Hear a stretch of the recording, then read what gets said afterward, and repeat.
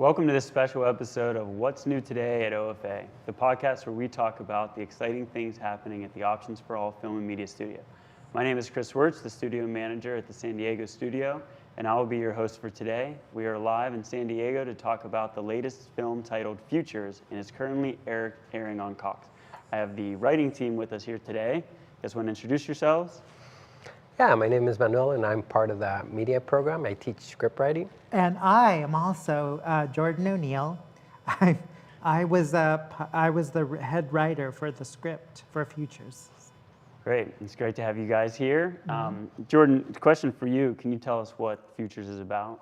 Well, it's kind of a funny story, kind of a dramedy about a guy, a businessman who on New Year's Eve loses his luggage. He travels for business and the airport loses his luggage, and he has the luggage is really important for him to finish a presentation, and the only way he can get out of the trouble is by calling someone who he used to work with, who's also his ex-girlfriend, and they haven't seen each other for a year, and she's not very happy when he calls her on New Year's Eve to ask for her help.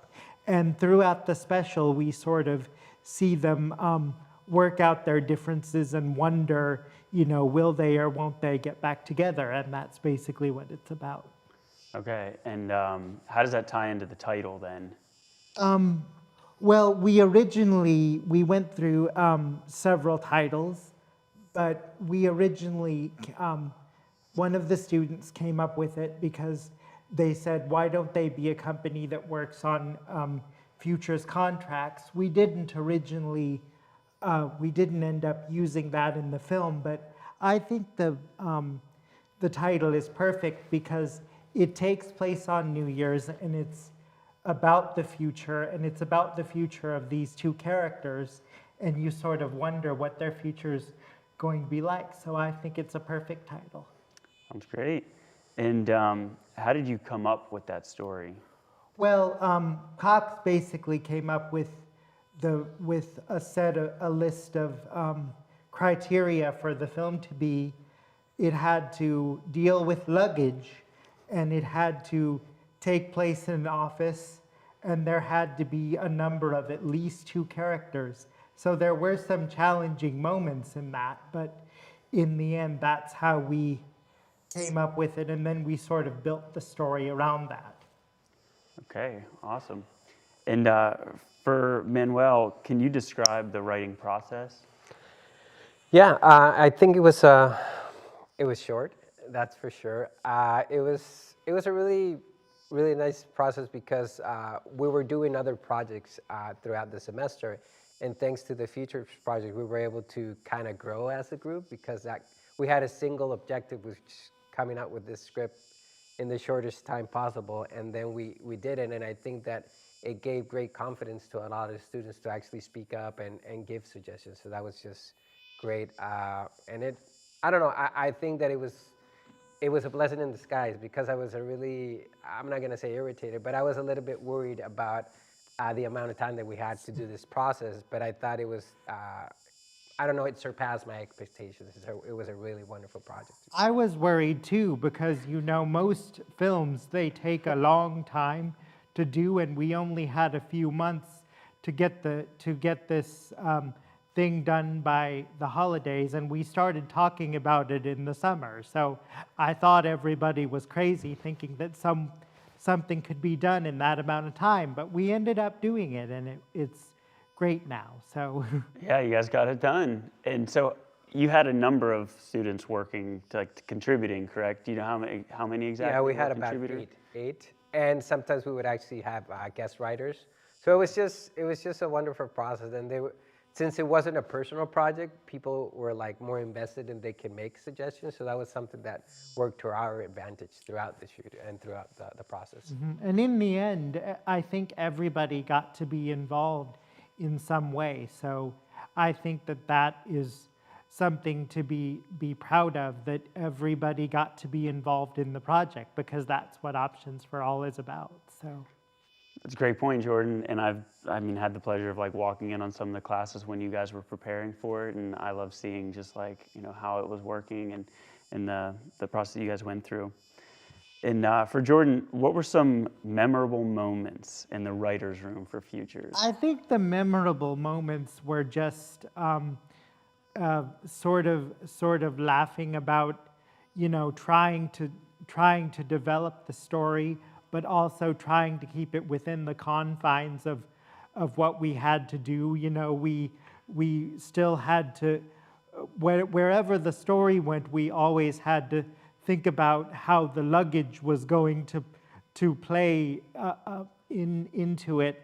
And I remember saying, but we still have to think about the stupid luggage, and someone said, is the luggage still important? And I said, yes, because that's the whole idea. So there always had to be the luggage, and then we came up with the idea to originally have Minerva the cat, and then they didn't want to work with cats because they're so hard to work with, so the cat became a fish and all that sort of stuff. So there were a lot of memorable moments of just trying to, like I said, have the story, but keep it within the confines of what it was supposed to be. So I think that in the end, that ended up working well. And as a head writer and having the team, I know Manuel was there like working on it with you, but did you feel like that was a challenge trying to keep, you mentioned the team kind of forgetting about the luggage being a central piece. Did you feel like it was your responsibility that was a challenge to continuously bring them back to the point of in some ways, yes. Yeah. Yeah, they were pretty focused about that, but we just always had to tell them what the essential part of it would be. So, and I think also the great thing about this is the students got an opportunity to kind of break the rules, because we did break them, and that's always appreciated, because they told us that we were going to have only 2 characters, so we ended up with 4 characters. And I don't know, there's certain ways where you can go around certain things, and that was fun. I think that also motivated the students to, whether we have a voiceover as opposed to just seeing the person. So there's things that I don't know, I think it gave them a broader vision of what are some of the elements you can play with the story. And I don't know, just the translation from script to screen, that was another thing that definitely like changed. So I don't know, it was a wonderful mixture of things. Like one thing is to read a script, the other thing is to kind of shoot it. So I don't know, I think it was a very interesting process for all of us. I think it was a good learning experience for everyone, because we all got to read for it. We all got to play the parts. Our acting teacher here ended up actually getting the role, and he was actually the first person to read for it when we did our first read through. So that was interesting. And I think that everybody got to have the experience of when we were preparing for it, reading the roles, and then of course in the end we all got to see how it turned out. So I think that was exciting for everyone. Did you get a chance to get any of it on camera before you actually went through the process of shooting it? Like, you mean rehearsals or things like that? anything like that? I think, did we do a couple of? I think we should talk to the director. Yeah, I think that Nathaniel and Shannon did a couple of their rehearsals on their own, but yeah. Do you have any memorable moments that you can think of from the writer's room specifically? There's several, but of course my mind is going to go somewhere else. But I think just, for me, the biggest takeaway from that was just that I thought that, I don't know, the rules seemed like very restrictive, but after a while they were very kind of, you knew where you were going from. And I think the students, a lot of the students that weren't participating in before, they started talking and they started getting really involved. So those are the things that I actually take away from this process, because I got to listen what are some of the things that they like and dislike. And they actually were able to speak out more as opposed to when they were writing their own projects, because sometimes it feels like it's something more personal that you don't actually want to share. And I think even if it started with being like, why do we have to focus on the luggage? it kind of, I mean, we kind of took it seriously and not as serious all the time. So I kind of opened out all of the students, and I cherish those moments because students that had never spoken in the class, maybe they would write something, but they would actually start speaking. So those are the most memorable moments for me. I can say other memorable moments, but not about, but it was just, it was looking back at it, even though it's been a year now, but it's been a very good experience for me. Mm-hmm. And then just real quick, biggest challenge faced when writing the script from either of you? Yeah. Well, I think that there was a time when I wrote just wrote one scene, the scene with the phone call between Jesse and Tony, and I sort of sent the script to Pedro and Alex, not really knowing if the dialogue was going to be all right, but I was just kind of worked it out in my brain, and I think it did end up changing somewhat in the final project, but it was just, that's part of the collaboration, is to come up with something and then asking everyone else if they think it's all right. But I think we were able to agree on a lot of things. Thank you, Jordan. Thank you both. Thanks, everyone. We will be taking a short break, and when we come back, we will be welcoming 2 students working behind the scenes to make the film happen on set.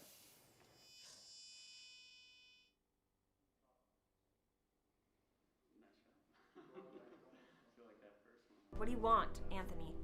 I'm in town for a big presentation. It's due after the end of the year. My computer got damaged. What about the backup? It was in our luggage and it got lost. On New Year's? I thought you needed me, but apparently you're doing fine, so I... Would crying have been any better? Always the charmer. Jess, I'm sorry about what happened. It's midnight. Happy New Year's, my friends. Yeah, super romantic. 4 tires and a tank full of freedom. Threw my worries out the window and need them. Exit sign flying by on a Friday night, going fast. Wasting gas never felt so right. Slowing down feels like we're giving up. Full moon, left foot, can't get enough. Pull off on the exit on the interstate. Take a 2-week, too late getaway. Drive till my heart starts beating. Windows down, wanna feel that feeling. No, I don't need no reason to get up and get out of this town. That's disgusting. They are hard-boiled, sweetheart. Do you have to dip them in your coffee? I eat them whole, else I'm gonna go down nice and smooth. Jack, you made me want to puke. Can I get a warm-up while you're at it? Unbelievable. Unbelievable. I had it up to here, Tom. Up to here. It's just Jack. What do you expect? He's been here every day. He pays, doesn't he? Sure. Then I don't really see the problem, Pam. Of all the revolting, inconsiderate creeps in the world, he's the worst. I heard that, miss. Just do your job. Fine, whatever. This isn't worth it. This isn't worth it. Honestly, the service around here, all I wanted was a little bit more coffee. Not that difficult, but no. I kiss that tip goodbye if I were you. You asked for coffee. I brought you damn coffee. Could I get some lemon with that? For coffee? No, for the eggs. It adds a nice tang. That's it. That's it. I hope you're happy as hell, Tom. I quit. Jack, come on. That's the second one this month. I think she likes me. Hiya, everybody. I'm Ty Thompson. I'm the founder and creator of Cookie Arc. What's Cookie Arc, you might ask? Well, it's a business I create some strange-looking creatures. There's Bumblebee, Rattleweasel, and of course Clark Sill himself. you get shirts like these or more, such as mugs, hats, backpacks, and sweatshirts. Cookie Ark is very special because anybody knows who they are and they can't hide from their shells. Visit cookieark.com for more. Bye!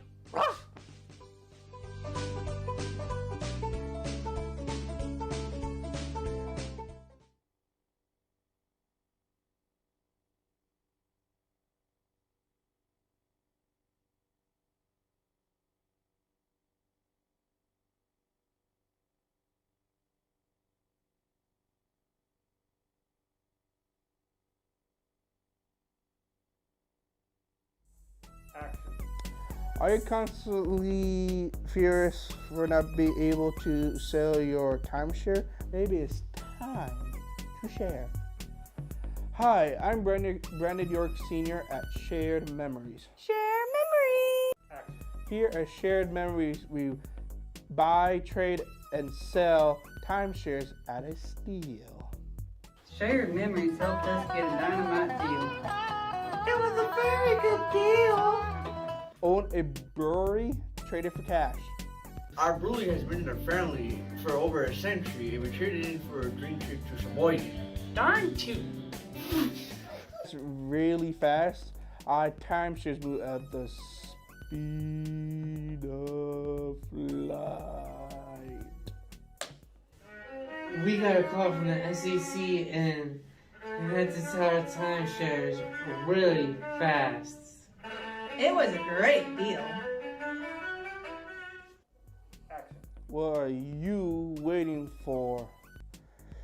It's time to share your timeshare.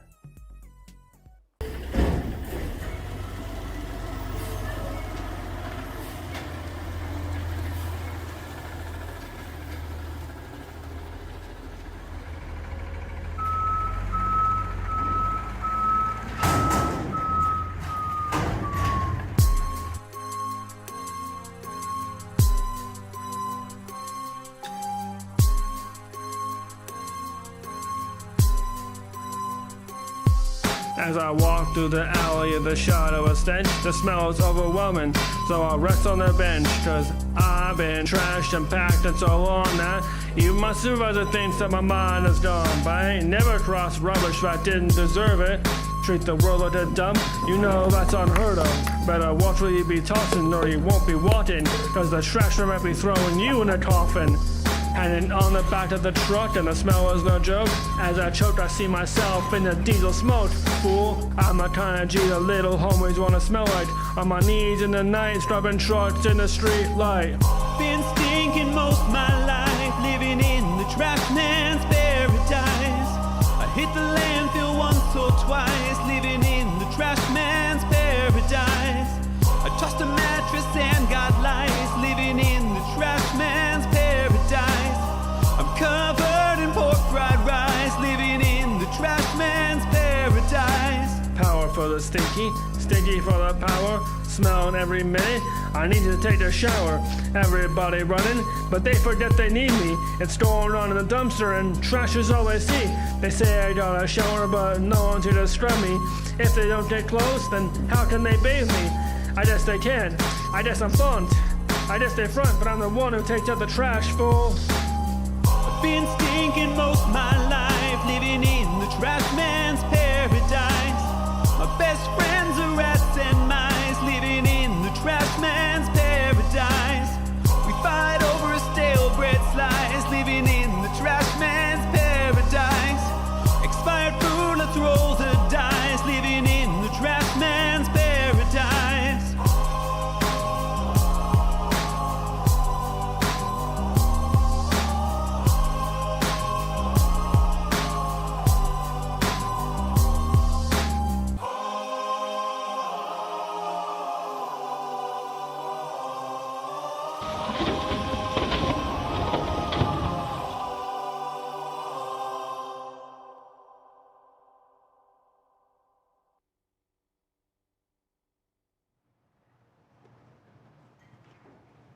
Welcome back to What's New Today at OFA. My name is Chris Wirtz, and we are here with two new guests from our studio.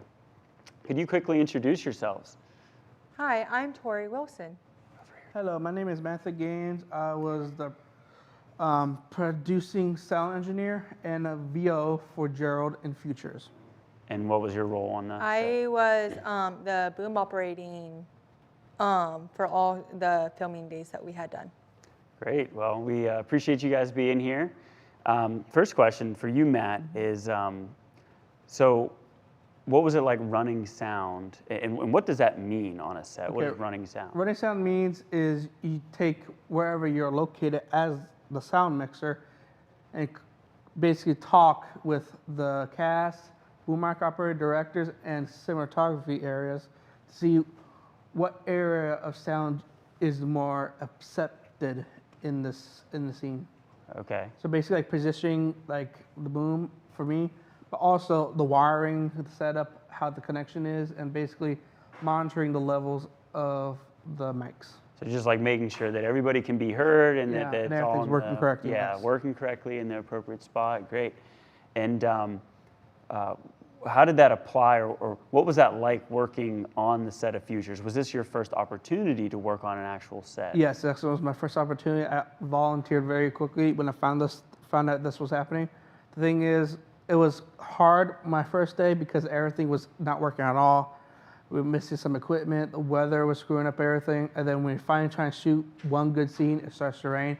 So the entire day was ruined. Plus, I was helping with wardrobe for like clothing, and then it basically took forever because we couldn't find the right shirt. So basically, everything took a long while.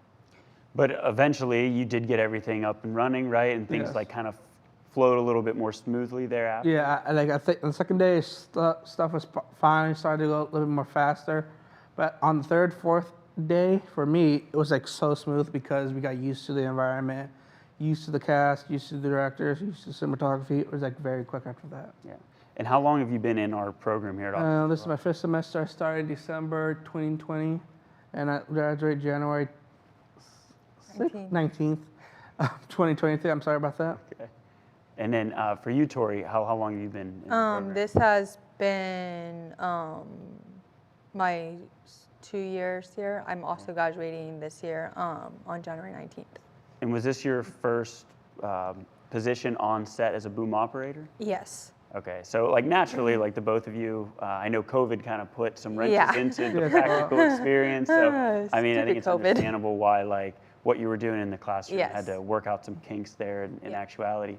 And so as a boom operator, what is a boom operator and what was that like?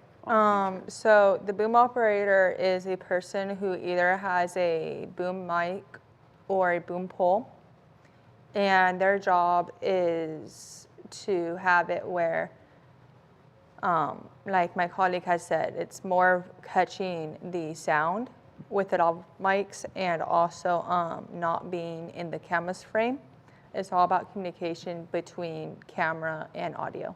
Gotcha. And so you're the person like you holding the thing? I'll be holding it more so like this and making sure it's not in the frame. How long at a single given time would you have to hold that for? I would say a good, I would have to hold it for the whole entire set. So it was a good 3-4 hours holding. Without putting it down? Unless we had like little breaks, but just imagine yourself over the course of time, yeah. Over the course of it for those many days, you're just holding the boom mic or the boom pole, depending on what you're using. Yeah, and I heard you were, carrying babies around to prepare for it? Little children? I actually had gone to my work before set for a practice with the boom operating. If you don't know, I do work at SeaWorld. I'm currently taking those little tickets and scanning them into our phones. So that day, I didn't have to start program hours until 4. So I took my roommate / brother, my mom, her neighbor, and her granddaughter, And I basically just carried her around the park until I had to go. And that helped prep you, Yeah. build up the muscles. Yeah, for the moment. And then the other days, after school programs, I would just go down to our fitness court and just do little upper arm strengths, workout, and then go back home. See, not everybody knows all the preparation that it takes to make yourself physically ready for that. So Matt, for you, what was a memorable moment for you while on the set? Okay, for me, there's a lot of memorable moments, but mostly is, I think it was on a Wednesday. I believe it was Wednesday. We had like some almost falling moments off the stairs. I think it was on Wednesday. You almost fell? No, boom mic operator Tori here almost fell. Almost fell? Kind of, because we were always stuck on the, the stairs we go on the outside of a building. Yes. Okay. So basically, we had to shoot a scene that was on like the stairs on the outside of the building, and it was such a tight squeeze. We all had to make sure we don't get in frame. So it was like very like over the edge, basically. Yeah. Okay. It was a tight spot. And what about for you? What was your most memorable moment? I think that would be more of an experiential, memorable moment, as far as this is my first actual short film that we're working on as a program, which I think is brilliant. I just wish I was here more than what I would really hoped for because of COVID and stuff. But it was really fun.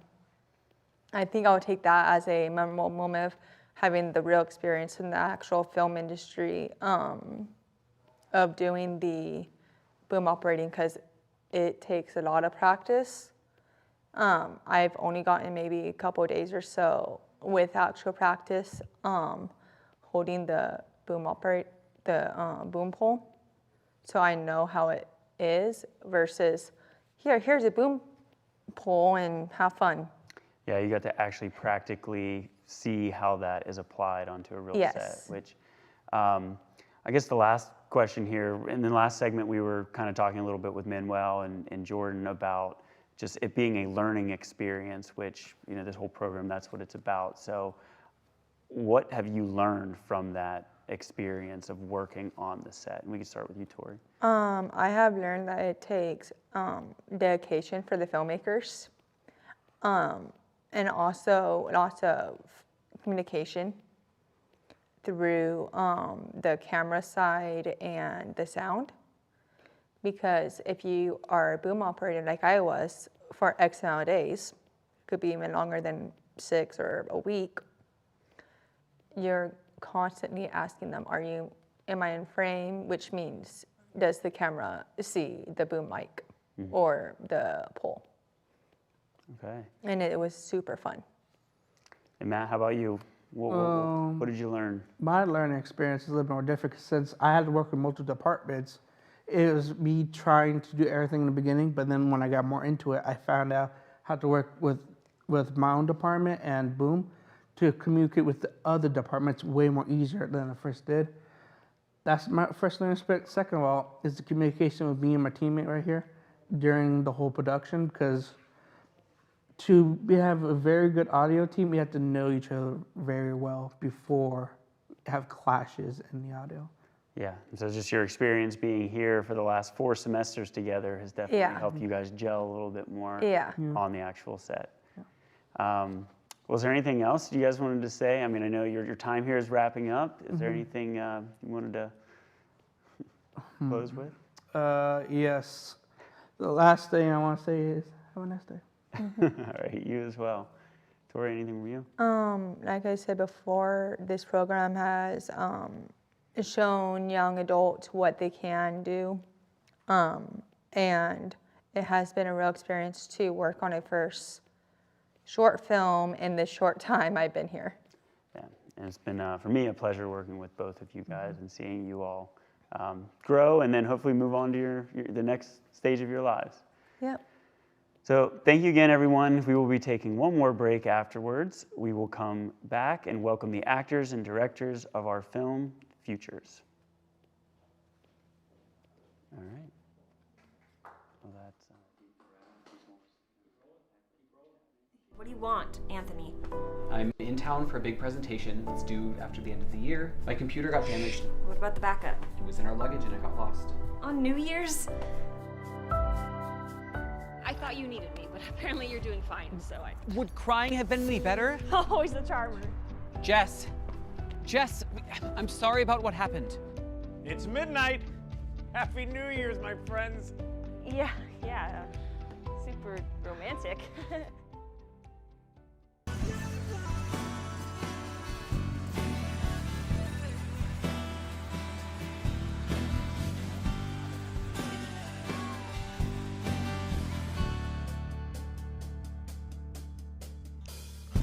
You told me that everything will be okay, and you watched me cry to put me on the way. You've been with me through thick and thin. I hope we will be together even though you sin.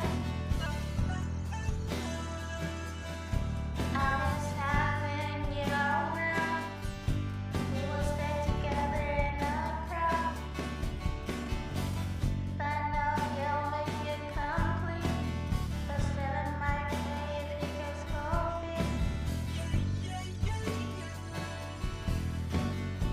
And every way up I'll get trouble. Every now and then when I told you I want to give up, and you told me that you love me longer than people in this room. And I freeze my, it makes my heart melt. Together we are beautiful. When I see you both smiling, it makes my heart melt. Together you are beautiful. It's the only thing to possibility. What about you and I? It's me and you. I believe it. All the things that we see.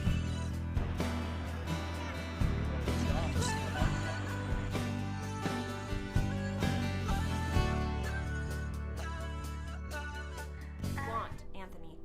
I'm in town for a big presentation that's due after the end of the year. My computer got damaged. What about the backup? It was in our luggage and it got lost. On New Year's? I thought you needed me, but apparently you're doing fine, so I... Would crying have been any better? Always the charmer. Jess, I'm sorry about what happened. It's midnight. Happy New Year's, my friends. Yeah, super romantic. 4 tires in a tank full of freedom. Threw my worries out the window and need them. Exit sign flying by on a Friday night, going fast. Wasting gas never felt so right. Slowing down feels like we're giving up. Full moon, left foot, can't get enough. Pull off, find the exit on the interstate. Take it 2 weeks, too late, get away. Drive till my heart starts beating. Windows down, wanna feel that feeling. No, I don't need no reason to get up and get out of this town. That's disgusting. They are hard-boiled, sweetheart. Do you have to dip them in your coffee? I eat them whole, else I'm gonna go down nice and smooth. Jack, you made me want to puke. Can I get a warm-up while you're at it? Unbelievable. Unbelievable. I had it up to here, Tom. Up to here. It's just Jack. What do you expect? He's been here every day. He pays, doesn't he? Sure. Then I don't really see the problem, Pam. Of all the revolting, inconsiderate creeps in the world, he's the worst. Just do your job. Fine. Fine. Whatever. This isn't worth it. This isn't worth it. Honestly, the service around here, all I wanted was a little bit more coffee. Not that difficult, but no. I kiss that tick goodbye if I were you. You asked for coffee. I brought you damn coffee. Could I get some lemon with that? For coffee? No, for the eggs. It adds a nice tang. That's it. That's it. I hope you're happy as hell, Tom. I quit. Jack, come on. That's the second one this month. I think she likes me. Hiya, everybody. I'm Ty Thompson. I'm the founder and creator of Cookie Ark. What's Cookie Ark, you might ask? Well, it's a business I create some strange-looking creatures. There's Bumblebee, Rattleweasel, and of course Clarkzilla himself. You get shirts like these or more, such as mugs, hats, backpacks, and sweatshirts. Cookie Ark is very special because anybody knows who they are and they can't hide from their shells. Visit cookieark.com for more. Bye!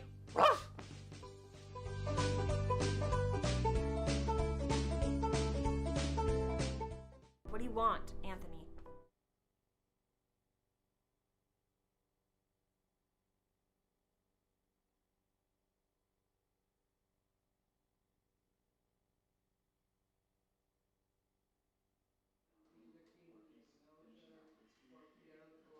So last week when he came with Amanda, I think was her name. Yeah. I think he said, "Oh yeah, tomorrow is my last day." I had no clue that adaptive rock climbing was even going to be such a big thing in my life. I was picked on because I couldn't do things like stand on my own very well. I would trip and fall a lot. I could walk, but I wasn't fast. It was spring break of my first year of college, and we decided to go for a hike. I decided to hang from the cliff ledge. I just remember hanging from my fingertips, and then everything kind of just went black. The hardest part of my recovery was going back home and trying to work with and manipulate these different elements that had been so easy in my life. And I had to give up climbing. I gave up a lot of things because the treatment was so intense. And then when I was talking to my doctors and saying I'm having a difficult time lifting my arms, I'd like to go through some sort of physical therapy, I was told, well, there is no physical therapy. Basically, just deal with it. It's scar tissue. People in China, they look like disabled differently than normal. They tend to look down on you, looking at you for 10 or 20 minutes, staring at you. That made me feel like something is wrong with me or them. And I had just dropped out of college, moved to San Diego to pursue rock climbing. At 2 a.m. I emailed the owner of Mesa Rim and I was like, hey, I think we should start an adaptive climbing program. And at 2:01 a.m. he said, absolutely, let's do it.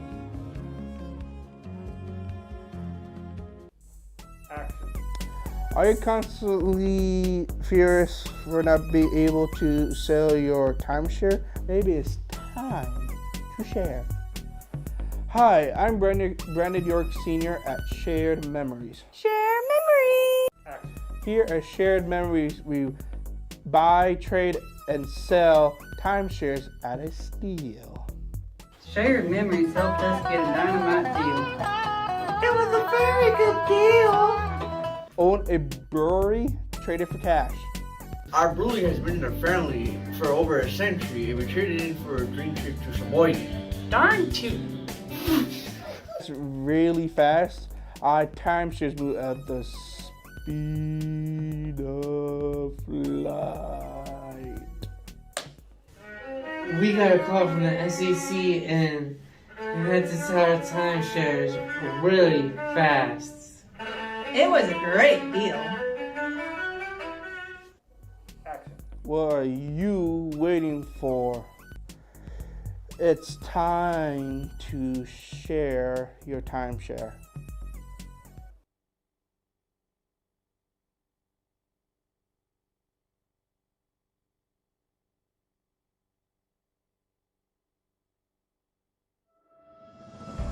At Options for All, we do filmmaking, we do podcasting. At doing projects on a documentary. It means something when you're writing something that you know will eventually be seen by the public and say, this is what I did and I'm proud of it. Welcome to What's New Today at OFA, the variety show podcast produced by Options for All students. We have Spotify and YouTube. I was the camera operator on the feature film Carbon Boys. Mark.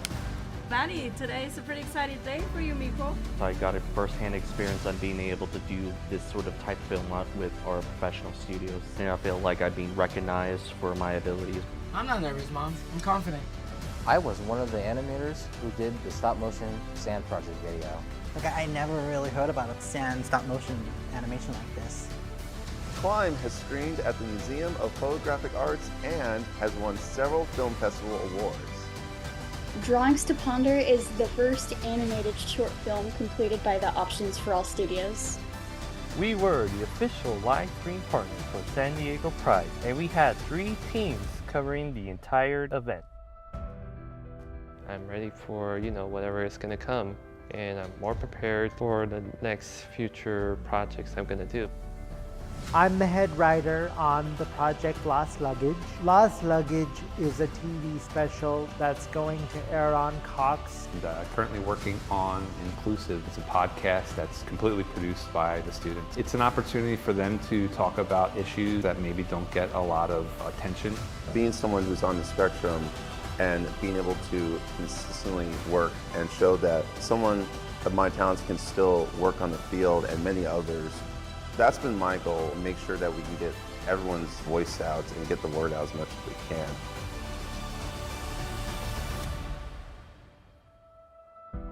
I never had that opportunity when I was working. I was doing media, but nothing like I've done here.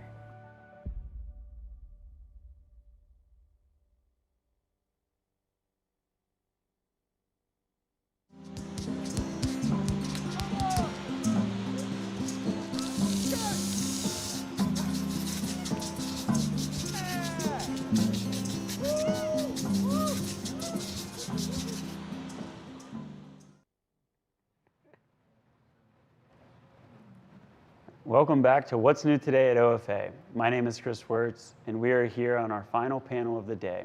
Let's welcome our guests. Just want to introduce yourself? Hi, I'm Nathaniel. I'm the lead instructor of Options for All. I teach acting, directing, and producing, and I was also Tony in Futures. My name is Jordan Jacobo. I'm a writer, director, actor, and I played Mr. Peña in Futures. My name is Manuel, and I'm the director of the film. Great. It's nice to have you guys all here. First question is, I know you guys haven't really worked a lot together before this, so can you kind of describe what was the dynamic like working with the cast and crew on set?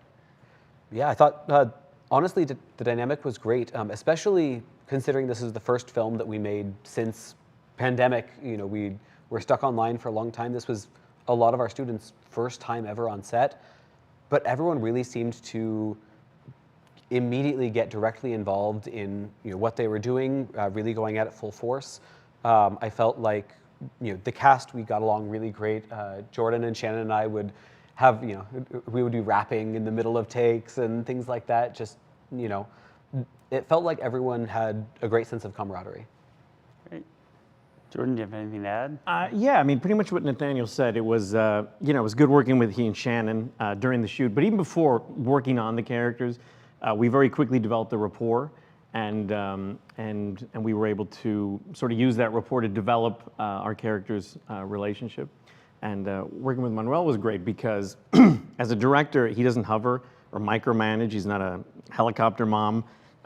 He pretty much gave us a lot of leeway, and every now and then he would give us sort of guidance. So he was always there to sort of push us in the right direction, but you never, you weren't overbearing at all, which was very nice. It's a nice change. Manuel, your experience, dynamic, cast and crew? I think it was a great balance. I mean, we had like the major production. The first day we had a lot of students. By the end, there's only 4 of us. But I think we got both of, it was just, the excitement in the students was just great. I mean, this sounds like a postcard, but I sincerely mean it. Like, the students were stoked about it. They wanted to do their best, and that inspires you. to do or to try to do your best. So I don't know. I think it was.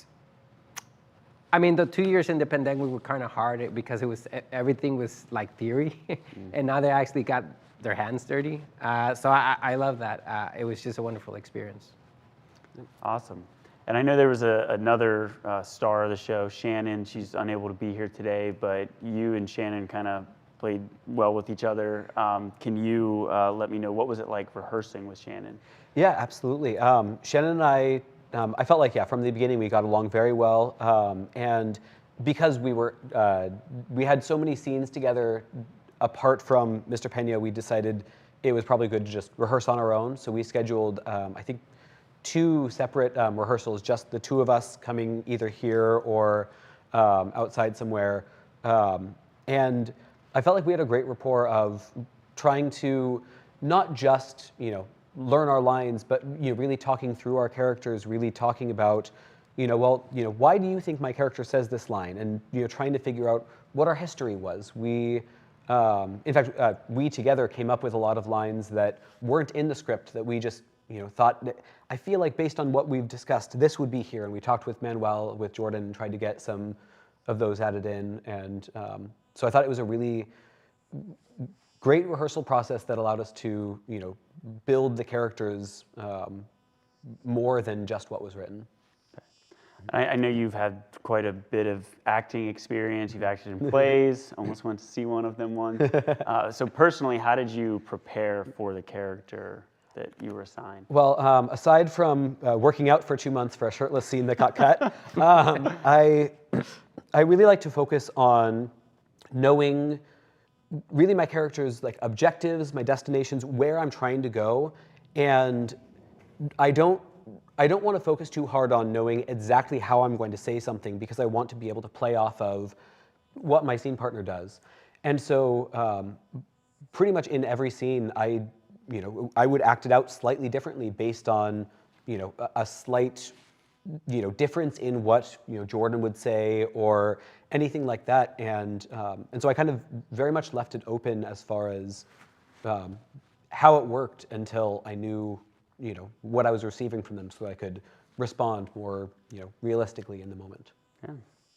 And for you, Jordan, this was your first production here at the OFA Film and Media Studios. Everybody else kind of had, in some way, an opportunity to know each other, to work with each other, but you were kind of, brought in. So what was your experience like as a first-timer here on one of the productions? Well, I should say, even though I'd never worked on an Options for All production, I was actually, a few months prior, I was actually made aware of the organization because a friend of mine invited me to a fundraiser. And they played a video that was so moving, and I said, I want to work with this organization because it was just, I really enjoyed the mission, So when an opportunity came up to audition for it, I did, and thankfully I got the role, and it did not disappoint. I have to tell you, I felt as moved on set as I did that night at the fundraiser when I saw the video of how the organization has affected people and touched their lives and helped them develop as people and as artists. And so for me, it was fantastic. I mean, it really was just a pleasure to work on. It's amazing. We love hearing that. And then how about, was there anything that surprised you in a positive way based on the experience? Yeah, I have to say, once I got on set, I was surprised and pleased with how on top of their roles everyone was, because, the director would call for certain things and then people would snap to it and they'd do what they were supposed to do, but there also was very little goofing off behind, behind the scenes. And I've been on other sets and I've run some other sets, and we've all seen time wasted and we've all seen people sort of not doing what they're supposed to be doing. But on this one, I was so impressed by how on the ball everybody was. It was impressive to see, and it's nice to see that everyone not only is taking the craft seriously, but that those efforts went into what I think was a very successful few days on set. Great. And we like hearing that too. I mean, that's a testament to like just the students' focus and their desire to learn not only in the classes, but then also translate that into the real experiences, but also the instructors to kind of setting the tone and preparing them adequately for what to expect and to be on it. So appreciate that. And then for Manuel, were there any changes that you didn't expect to happen, but happened, but it kind of led to the stronger film as a result? Yeah, I mean, there was a couple of things we wanted to deal a little bit with the with fantasy, or at least where the character wanted to be, and we actually tried a couple of things at the first location that we got, and they didn't work at all. It was just horrible.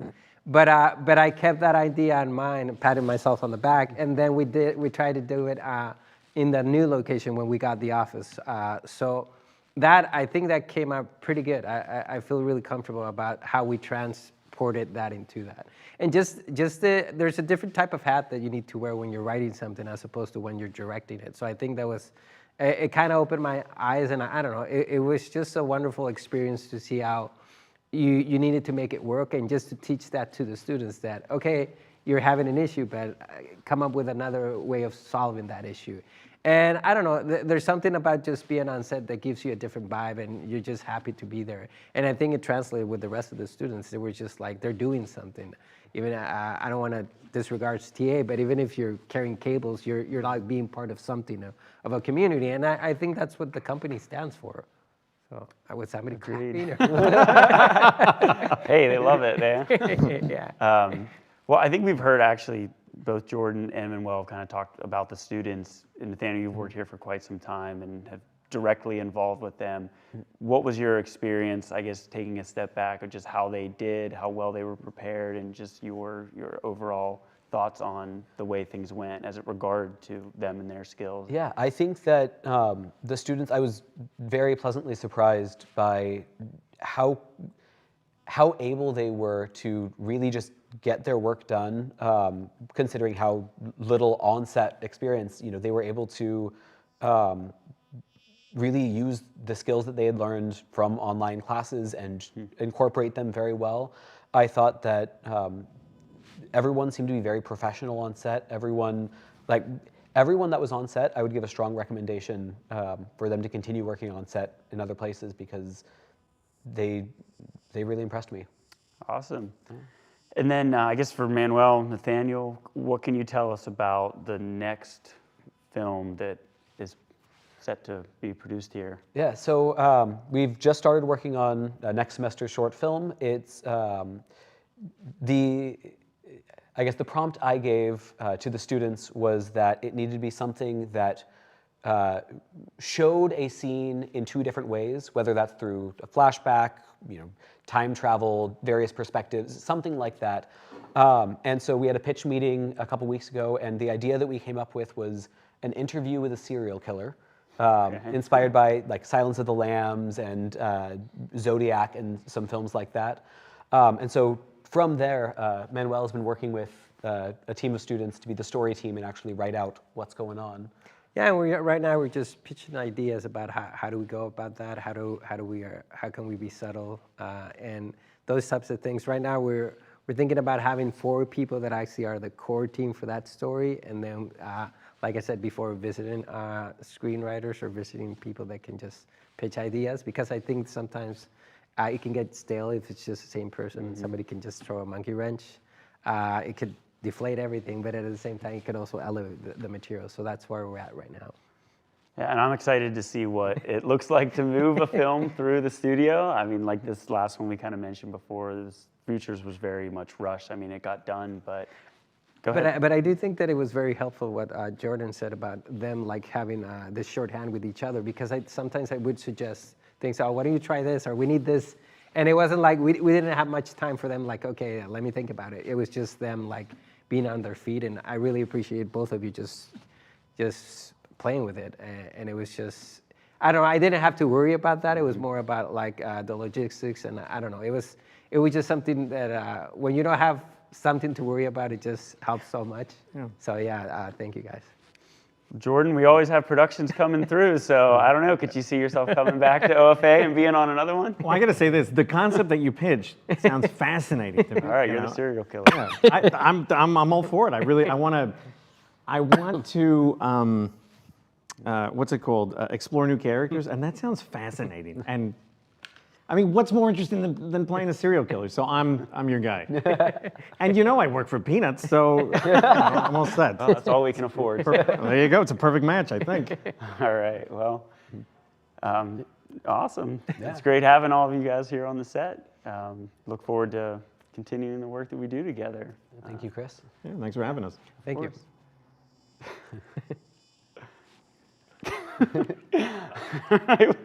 We want to thank everyone for joining or turning into our special episode of What's New Today at OFA. We want to thank the students for working behind the scenes who made the live stream possible, and thanks for joining us. Have a great day, everybody.